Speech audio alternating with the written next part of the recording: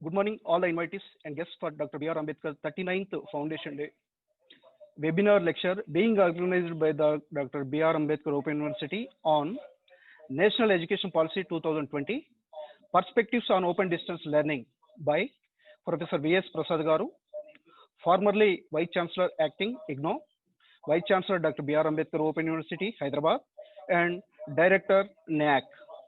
It's my proud privilege to welcome all our guests and invitees for today's function. May I now welcome the President of today's function, Sri Vikas Raj Garu, IAS, Principal Secretary, GAD Political, Government of Telangana, and Vice Chancellor in charge, Dr. B.R. Ambedkar Open University, Hyderabad. Once again, I welcome you, sir. Now I welcome Professor V.S. Prasad Garu, formerly Vice Chancellor Acting IGNO and Vice Chancellor Dr. B.R. Ambedkar Open University, and Director NAAC. He is the today's chief guest and he is going to deliver a lecture on National Education Policy 2020 Perspectives on Open Distance Learning. Welcome you, sir, once again. I also now welcome Professor E. Sudharani Garu, Director in charge, Academic, and Dr. G. Lakshma Reddy Garu, Registrar in charge of the university. And also I welcome all the participants, directors, deans, teaching fraternity and non-teaching fraternity. Once again, I welcome you all. Now I request Sri Vikas Raj Garu, IAS, President of today's program, kindly to conduct the further proceedings, sir. Thank you very much. Thank you, one and all. Good morning, everybody, especially Professor V.S. Prasad Garu, former Vice Chancellor of this university, all the participants who have participating today, Professor Lakshma Reddy, Professor Sudharani. I thank you, Dr. Venugopal Reddy, PR Garu. I now request Professor Sudharani to give the welcome address. Respected Professor V.S. Prasad Garu, former Vice Chancellor Dr. B.R. Ambedkar Open University and former Director NAAC, and esteemed Vice Chancellor Vikas Raj Garu, Registrar Lakshma Reddy Garu, Directors, Deans, and Association members, all welcome to you all, teaching and non-teaching fraternity. Today, it is a day to celebrate the achievement of 38 years of the Ambedkar Open University journey in the world of ODL, which we traversed a long years, all these years, way back from 1982 with the starting founding of visionary Professor G. Ram Reddy Garu, and with a passionate mission of reaching the education to all, and reaching the unreached was the motto throughout. And the ivory towers of higher education is open, wide open, with the starting of first open university in India in the form of Dr. B.R. Ambedkar Open University. And today it is every year we celebrate Ambedkar Open University Memorial Foundation Day lecture on 26th of August today. And due to the COVID situation, we couldn't meet in person. We are organizing through online webinar. And today is a day, it's a day to celebrate our achievements. And today is a day also to introspect to ourselves, to revisit our goals and the mission and the vision of Ambedkar Open University and the objectives, how far we could able to achieve our objectives, and how long to go in future, keeping in view of the new education policy, as well as keeping in view of the challenges existed in the society in the form of many more initiatives. And so far we have conducted 19 Foundation Day lectures, and this is the 20th lecture, and the lecture is going to be delivered by none other than our great esteemed professor, who is our fraternity, and who was the visionary of Ambedkar Open University, who could see the prospects of Open University and national and international level. He's a thinker, he's an intellectual who wrote extensively on the ODL system, and the quality assurance always used to be his first mission of the writings. And welcome Professor V.S. Prasad sir. And a brief introduction about the program. So far we have conducted 19 lectures I was talking about. Though university started its existence in 1982, we started the Ambedkar University Foundation Day lecture during the time of 1997 when Professor V.S. Prasad was Vice Chancellor. Professor Ramji Takwale, Vice Chancellor IGNOU at that time, he spoke on networked systems of higher education. I am Khushro, Chairman of Finance Commission, talk about business and economic and environment in India. Professor Giriraj Dhanrajan, Professor R.V.R. Chandrasekhar Rao sir, Professor Ketu Vishwanath Reddy, Professor K.C. Reddy, Professor G. Hargopal, Professor Kuppuswamy Rao sir, Professor V.S. Prasad sir himself he gave a lecture in 2010. Jayaprakash Rao sir, Chairman AP State Council of Higher Education, he spoke on higher education. Professor H.A. Ranganath on accreditation, and Professor D.N. Reddy, Chairman DRDO, Professor Murli Manohar sir, and Professor V. Venkaya Garu, formerly the Vice Chancellor Krishna Open University, and Professor Suresh Garg, Vice Chancellor at that time of Himalayan University. He spoke on ODL Indian Open University swimming across the tide, and Professor A. Nageshwar Rao sir, the former Vice Chancellor of Uttarakhand University and the present Vice Chancellor Indira Gandhi National Open University. He spoke on learner-centric open and distance learning system trends and concerns. And later, Professor Jandhyala Bijitilak, he spoke on dilemmas in reforming higher education. And the last year, 2019, Professor E. Vainandan sir, from the Vice Chancellor of YCMOU, Nasik, he spoke on the skill enhancement through ODL systems. This is precisely like, various aspects of the networking system and the distance education in the worldwide, and the genesis and growth of open universities and philosophy of education and the challenges and the skill-based, all these aspects have been covered in the lecture. And I'm happy that today's lecture is very relevant in the context of the national education policy, which we are all witnessing today. And the policy talks about, reaching the quality education, because since 1986, it's been access and equity. Now the quality is added. The quality education is the motto of the national education policy, and how it's going to be when it comes to the ODL system, and what are the prospects, because in the pandemic situation, what can be done in open universities, because we have witnessed in recent past how Open University was ready in addressing this problem, reaching the students through audiovisual materials, hosting the material in the website, and several other measures were taken, because university has a vast scope of reaching the unreached through online and through several measures. Unlike, the opportunity, the scope is more in open universities. And we are going to hear from Professor V.S. Prasad sir how this new education policy, national education policy, is different from the 34 years of the journey of the education policies initiated since 1986, and how we traversed and what are the milestones we have achieved. And when it comes to Open University also, he himself is a witness to the progress of this university, and how we have faced the situation, odd situations, and this lot of debates and discussions are going on in the National Education Policy 2020. And today's discussion is going to be much useful in addressing several issues which is confronting us, higher education, ODL system, and the education scenario in higher education scenario in India, and particularly to the open universities. So how NEP viewed education as a great leveler and the best tool for achieving economic and social mobility, inclusion, and equality. So true to the spirit of Dr. B.R. Ambedkar, whose name we have taken, we may forego the material benefits of civilization, but we cannot forego the our right and opportunity to reap the benefits of higher education to the fullest extent. With this spirit, university is going ahead, and it traveled 38 long years and going ahead in addressing the future challenges of in the education sector. Thank you, sir, for giving this opportunity to say a few words about the program. Thank you, Dr. Professor Sudha Rani.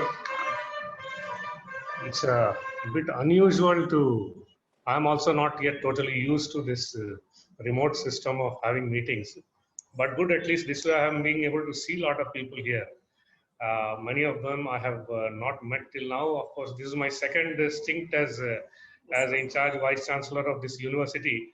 I was able to spend a lot more time last time, but somehow because of first thing is my more taxing work here in Secretariat, and second thing because of Corona, I'm not being able to move a lot. So I have not physically met most of you.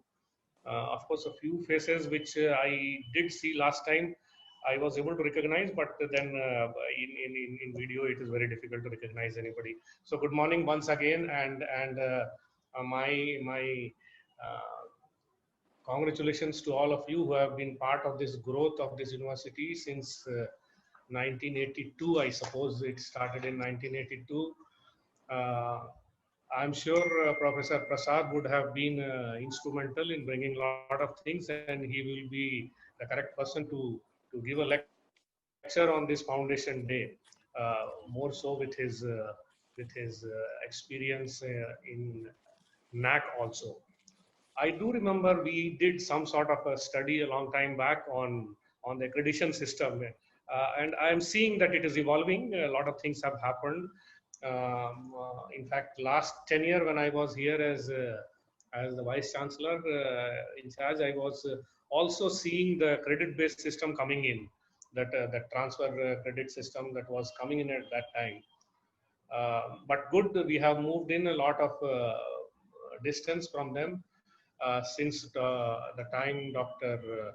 Professor G. Ram Reddy, he started this institution.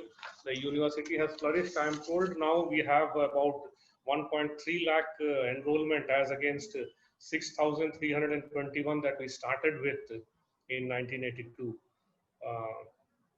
which is about 10% of the gross enrollment ratio of the two states. Of course, with the advent of technology, I think a lot of things as it is moving towards remote learning. Now we are seeing schools also getting into this system, and I don't know, even after Corona goes out, what exactly will be the form in which the entire education system will be. Whether we will revert back to what we had started with, or we are going to continue with some hybrid form of learning. Which is not necessarily a bad thing. In fact, I do remember that when I was doing my master's about 15 years back from a university in US, we were doing a lot of things online. Of course, lectures were not happening online at that time also. So we used to go for the lecture, but then a lot of other things were happening online. So we do have a system where we have to necessarily move towards the hybrid system, and what better can be than this gathering to debate on that and think about that, especially in the light of new education policy that has come up. I'm sure that all of us will be evaluating various options that will come towards us. Of course, the degree to which each one of us will be adopting this might change depending on the course also. It may not necessarily be equally applicable to all the courses. So I'm sure that is going to be a part of what comes in future with us. So with these opening words, I think I would now request Professor Prasad to make his lecture. Professor Prasad. Sri Vikas Raj, Senior Administrator of the Telangana State, presently in charge Vice Chancellor of University. Professor Sudha Rani, Director Academic. Dr. Lakshma Reddy, Registrar of the University. Dr. Venugopal Reddy, Public Relations Officer. Former and present colleagues from the university and friends from different parts of the country, ladies and gentlemen. Andaraki Namaskaram. Greetings to all on the occasion of 38th Foundation Day of the University.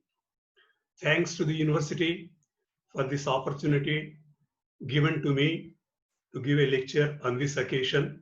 I also thank Dr. Sudharani for kind words about me.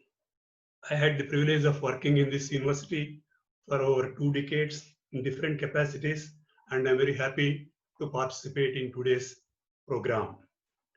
This is also an occasion for us to pay our respects to the founders and to all those who have contributed for the development of this university. Establishment of this university in 1982 is a landmark in the history of higher education in India. The question may come, why this university was established in 1982? Why not earlier or why not later? See, that particular point of time, it has a significance. Particularly, 3 things contributed for the establishment of this university. One is the visionary academic effort of Professor G. Ram Reddy to throw open the ivory towers of higher education to all. He became the first Vice Chancellor of this university and also the first Vice Chancellor of Indira Gandhi National Open University in 1985. The second reason was the compulsions of times. At the time, very limited opportunities in the formal system for higher education. So the policymakers thought that it is necessary to have an alternative system for higher education. So the compulsions of times. And the third reason, the political will of the state. The legislation for establishment of this university was approved on 25th by the Assembly, 24th by the Assembly, 25th by the Council, and 26th the university was established.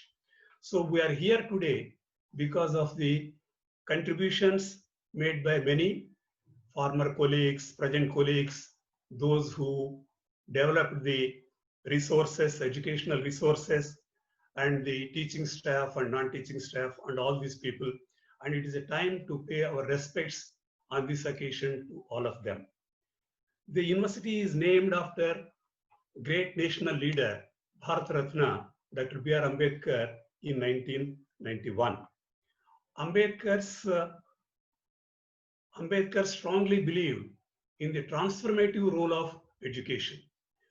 Dr. Ambedkar's vision of education for social justice through the development of Prajna, that is competencies, Karuna, compassion, and Samatha, equality, is the guiding spirit of foundation of this university. This is also an occasion for rededicate ourselves to the foundational values and foundational goals of our university. Sometimes when we get doubts about whether we are moving in the right direction or all our steps are in the right direction or not, the foundational vision of founders, the foundational goals of the system, and the foundational values of the system must guide us in our actions. Today, I propose to speak on National Education Policy 2020, Perspectives on ODL, Open Distance Learning. Why this topic? The significance of National Education Policy, the policy which is a third educational policy, National Education Policy, developed after 34 years. So this is a very important development in today's context. All of us who are in the education sector must take note of this transformative vision of education through this National Education Policy. Particularly, today we are in the midst of a serious pandemic, and everyone is affected in different ways by this pandemic. Education sector also is very seriously affected by this pandemic. Today, now everyone is talking about open distance learning and online education. As Mr. Vikas Raj rightly said, we have to think of, is it a temporarily we are talking about these things, or are we trying to integrate the whole system in our new education system? Because we passed through in the Open University system, people like me who are associated with the Open University system from the beginning, we have passed through in this development of open university system different phases. The phase of ridicule, when in 82 the open university was started, there is a ridicule of the whole idea by many people. Then there is a lot of resistance. Then slowly there is an acceptance, and now there is an appreciation. It is very interesting to observe today, everyone is talking about online education, from a school education to the higher education, from a education of a child to the education of a adult, and everybody is talking about only online education.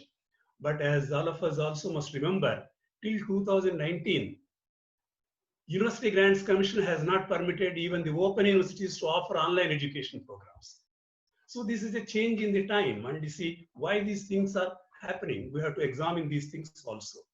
As all of us know, open distance learning we are using as an umbrella term for all forms of technology mediated form of self-learning, overcoming the limitations of time and space, and supported by institutions. This ODL,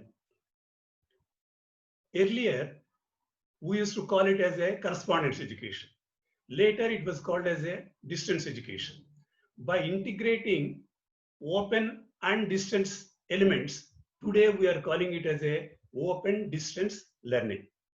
And what is Open University? Open University is one of the institutional forms of ODL.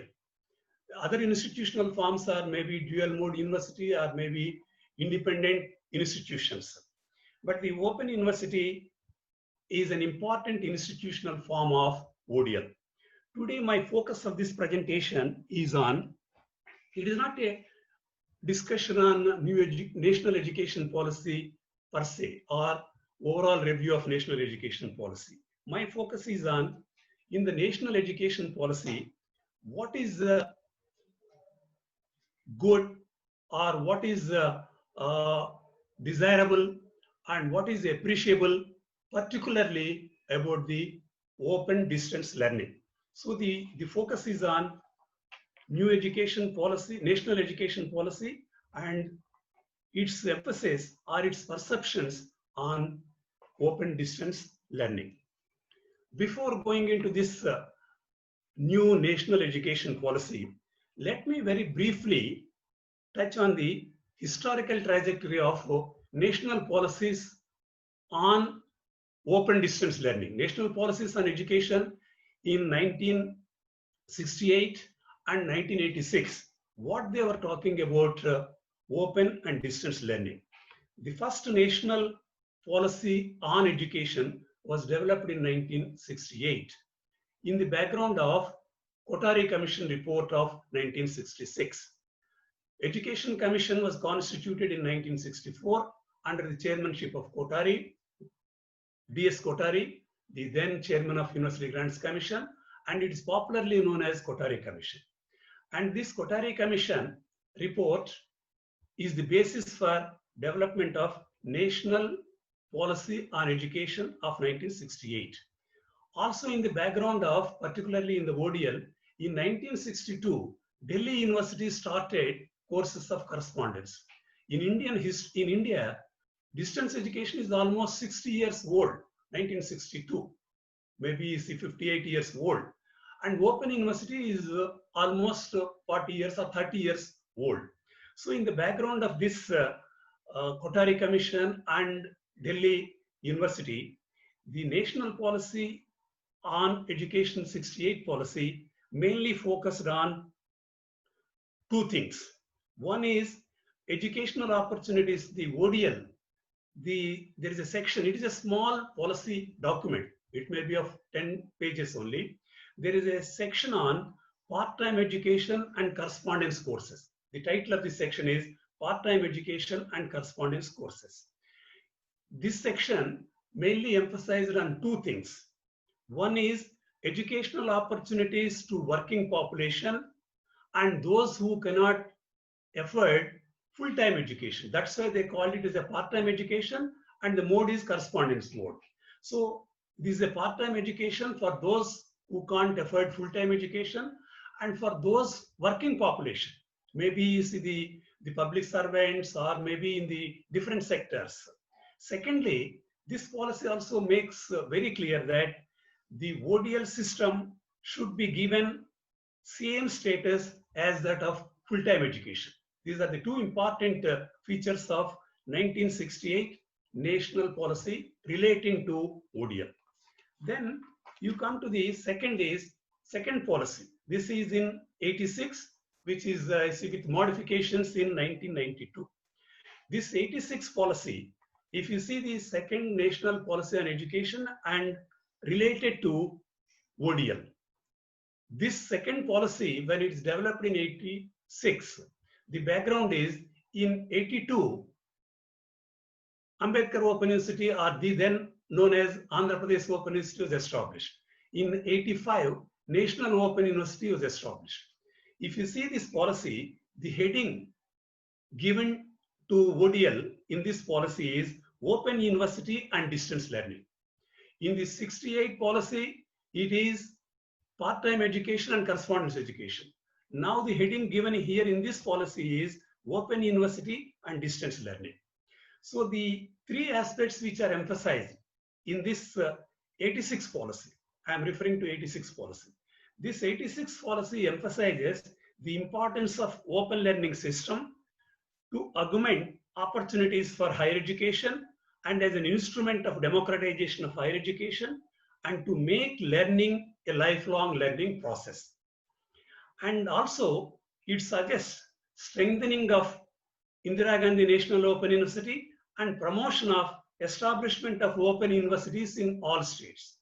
And thirdly, it also suggests strengthening of National Open School and extending open learning facilities to all parts of country.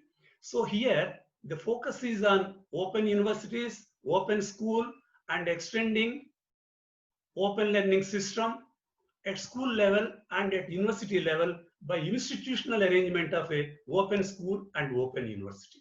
This is the focus of 1986 or 1992 education policy. Okay, in this background, we have to see the National Education Policy of 2020 and what is its focus on ODL. This policy is a very comprehensive policy. It has a far-reaching suggestions on transformation of the system, and it is developed in the new context nearly after 2014. New government came to power and they have announced their intention to develop a new education policy, and they took nearly 3-4 years for consultations. And recently in July, the new policy known as National Education Policy 2020 was approved by the cabinet. As far as the ODL is concerned, the focus of this policy is more on technology use and integration in education, and there's a section on online and digital education.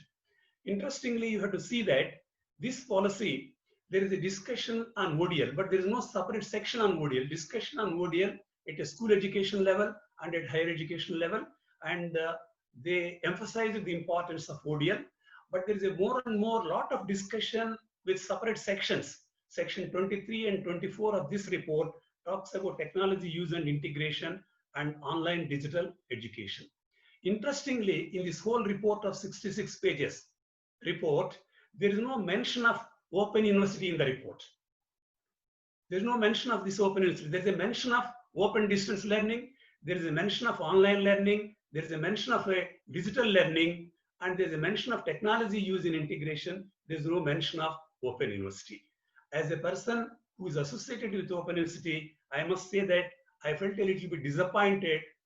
In 86 policy, there is a separate section on Open University, separate section on the Indira Gandhi National Open University strengthening and this.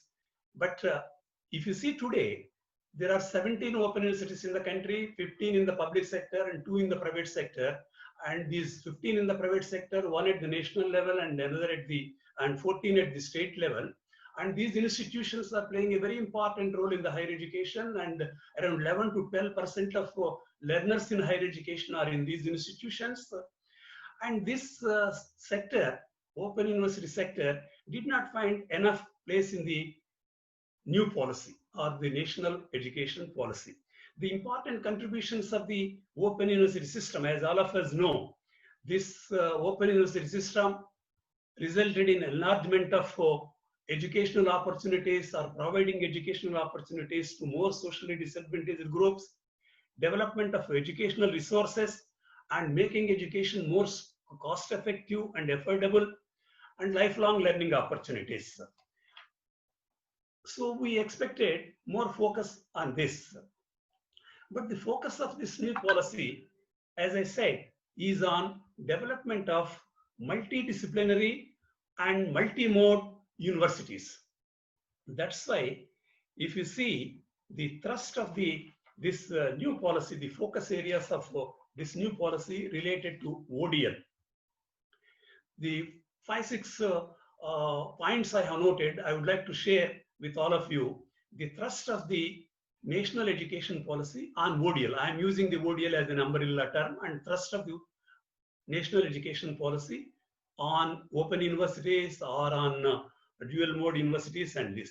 The first thing is this national education policy has a suggestion for a different structure of higher education institutions.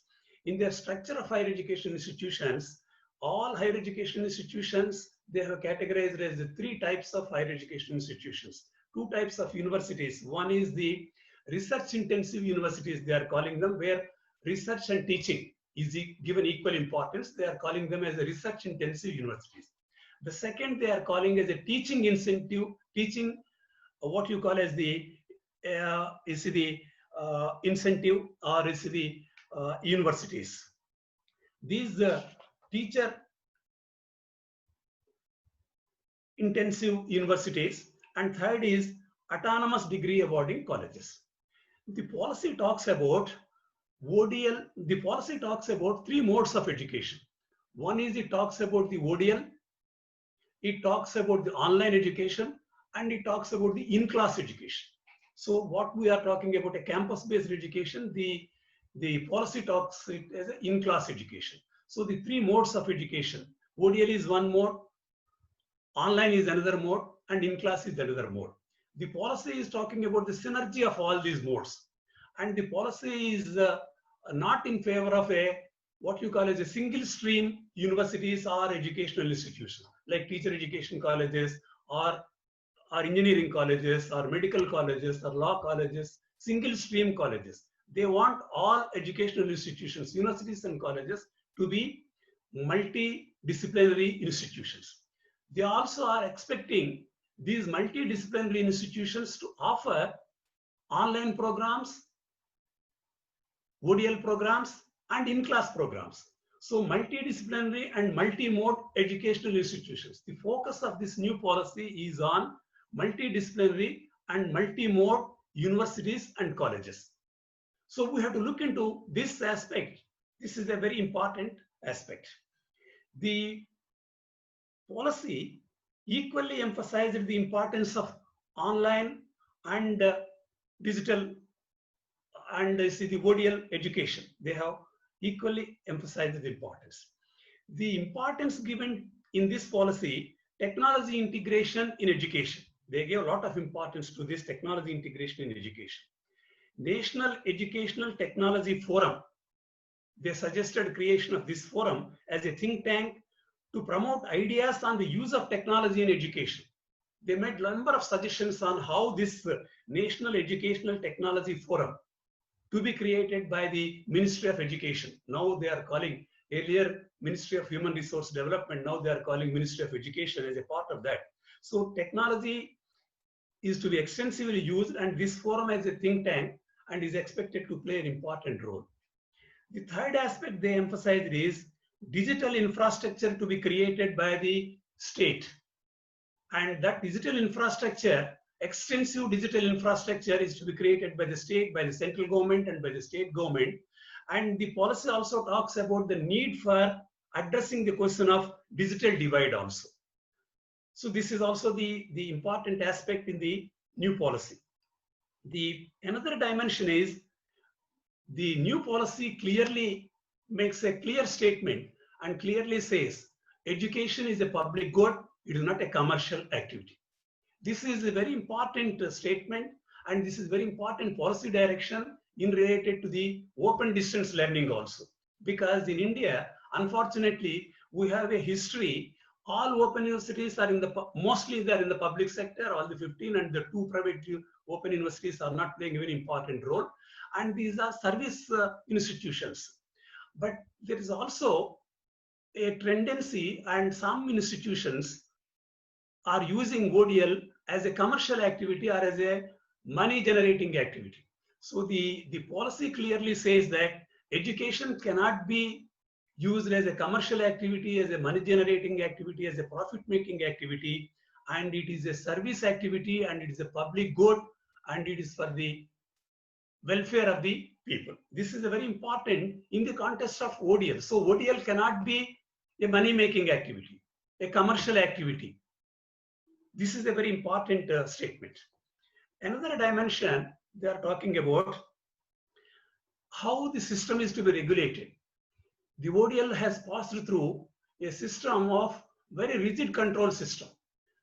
And ODL in India last 60 years, maybe as a correspondence system or as the open university system, we have experienced a system of very rigid controls. We have experienced a system where even to start a program by the university or by an institution, you have to take approval of the University Grants Commission. This is the case in the up to last year. I don't know what they are going to do this year after this new policy. New policy talk about light but tight system of regulatory system. And it talks about autonomy to institutions, autonomy to all institutions. This is they talk about academic autonomy, administrative autonomy, and financial autonomy to all institutions.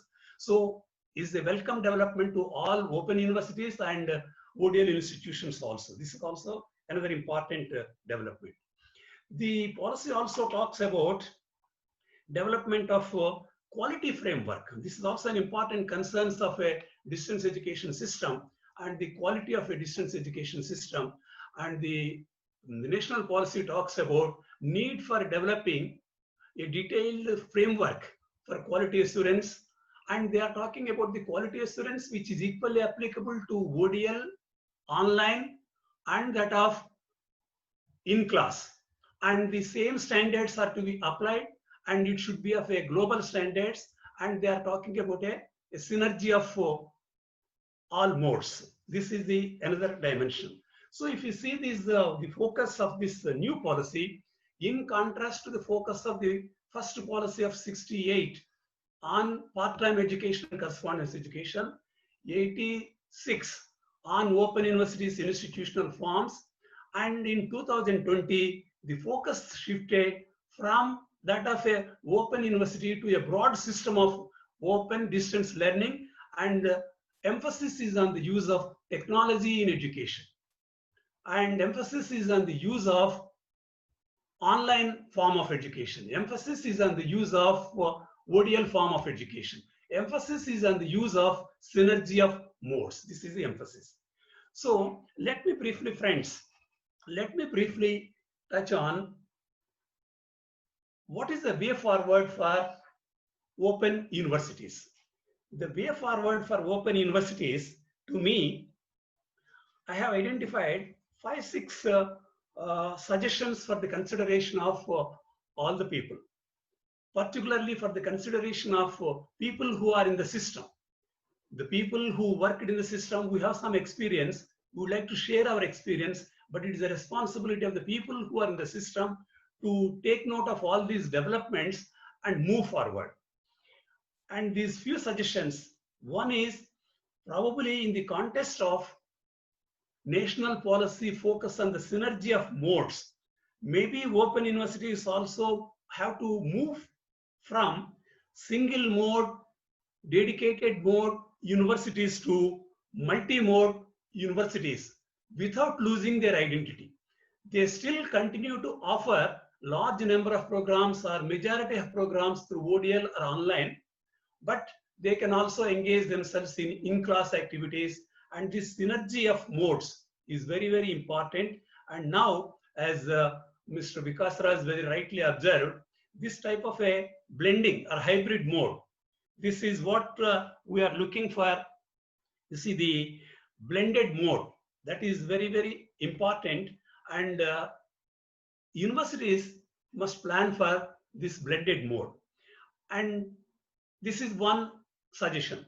The second suggestion is maybe we have to move from print-based mode. Mostly what is happening is open universities, even though open universities during the last 38 years are trying to use audiovisual and even some other technologies also, but even today, mostly they are depending on the print mode for their teaching learning activities, with some elements of audiovisual and other modes also.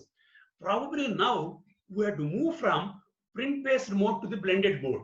In this blended mode, the online mode also has to be integrated. This online mode of education, we consider as it is one of the forms of open distance learning. Online mode of education is nothing but provision of teaching, learning, or educational activities through internet, or is the using internet for provision of educational opportunities. That is the online mode. So we have to use this blended mode, continue to use the blended mode. And what is the difference between online mode and ODL mode?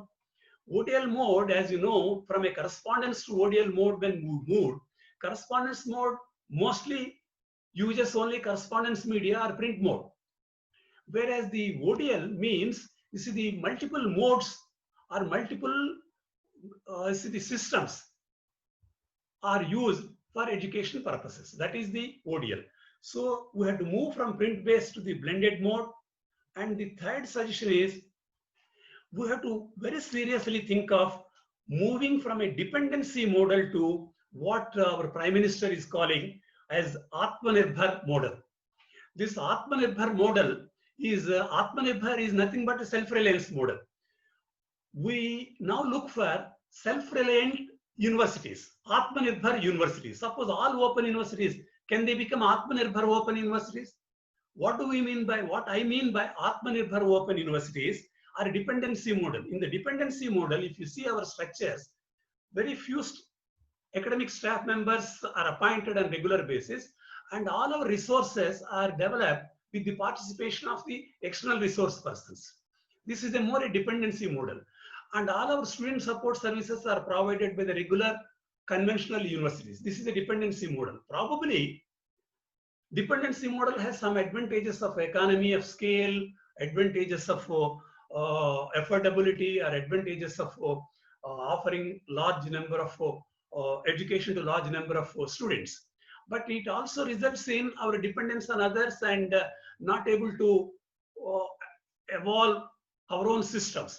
So this Atmanirbhar model, maybe by using OER, by using MOOCs, by using other technology, in learning resources we may become Atmanirbhar. And by using technology we may become Atmanirbhar in providing support services. So this Atmanirbhar model of open university is the new model. We have to examine the feasibility of it. We also have to move from traditional administrative model to more a flexible management model or more a professional management model. We adopted mostly the conventional systems administrative models, but what is required is more flexibility, more quick responses. Our problem in the administration is always, sometimes in the open university system, we are suffering with what is called as some common cold problems. What are these common cold problems? The common cold problems are not able to distribute the material on time, not able to produce the material on time, not able to conduct the examinations on time, not able to prepare the learning material on time, not able to declare the results on time. These are all we may call as the common cold problems, because these are all the cold is not a serious disease, is not a serious problem, but a very inconvenient problem. That's why these are called as the common cold. It is possible for all of us collectively to overcome these common cold problems. So we have to see that our whole management system, they have to change our management systems. And for this, new national education policy also suggests every institution to prepare its own institutional development plan. Every institution, if you see all the 15 open universities, every university has its own contest. Some universities are able to adopt new technologies, some are not able to adopt it, some are in the stage 1, some are in the stage 2, some are in the stage 3. What is required is there is a need for reform agenda to be developed by every university, and that is what is called as a national policy is calling it as an institutional development plan. And in preparing this reform agenda, all of us must collectively work together. Let me conclude. You see, friends, let me conclude. I'm very happy. See, I would like to conclude by requesting all of you to critically reflect on all these things. You see, ultimately, as all of us know that, all of us collectively can make a difference. Individually, we may be able to contribute it, but only collectively we can make. The collective work is very, very important. And in this collective work, the individual egos must not come in the way of collective work. Sometimes what is happening in the institutions, in the institutions, I becomes a very important, plays a very important role. What is required is the collective effort. Performance is important. Performance gets recognition, and recognition gets respect, and respect gets the power. Power comes not from position, power comes from performance. Prime Minister, our Prime Minister is talking about performance-based autonomy to institutions, performance-based freedom to the institutions. So all of us must collectively work together, and this is the right time for us to reflect on how we can transform ourselves, how we can relocate ourselves, how we can re-engineer our institutions to make ourselves relevant to the changing context.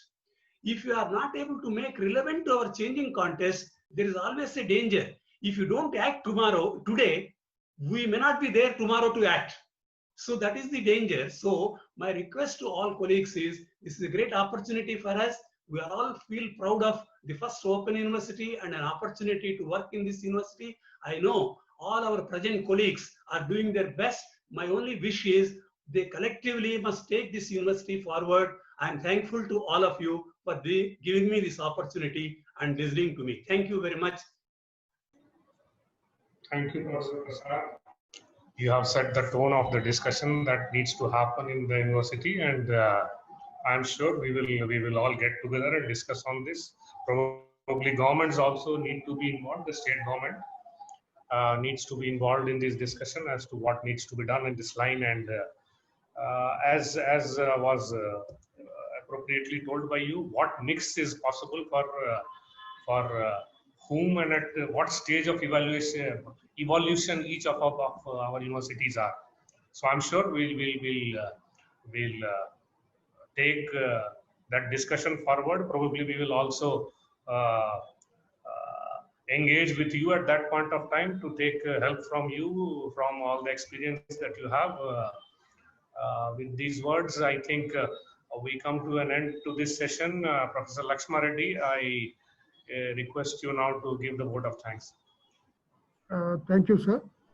A warm and graceful good morning to our Chief Speaker of the day, our Vice Chancellor, my colleagues, and all the participants from all over the country. On this 38th Foundation Day, we had a webinar lecture on National Education Policy 2020 Perspectives on Open Distance Learning, and our apt topic for the present context. I, on behalf of my colleagues, Vice Chancellor, University, take an opportunity to thank Vikas Raj sir, IAS Principal Secretary GAD, Government of Telangana, our in charge Vice Chancellor, for his immense support in conducting and presiding over this webinar. My special thanks to Professor V.S. Prasad sir for sparing his valuable time to share his views on today's topic, National Education Policy, Perspectives on ODL, which throws light on many issues which strengthen the ODL system in general and open universities in particular. Sir, your lecture is thought-provoking and motivating. I hope it will lead to serious debate at national level and help in generating more ideas for the betterment of the system. Sir, with your vision and profound understanding of our system, have been extending rock support to the university and ODL system in turbulent moments. A big thank you once again, sir. I extend my thanks to Professor Sudha Rani, Director Academics, for her welcome address. I thank our EC members who shown keen interest in participating in this webinar. I express my thanks to all the participants for being with us and make this webinar a grand success. Last but not least, I thank my teaching, non-teaching fraternity and technical staff for their commendable support in organizing this webinar. Thank you one and all.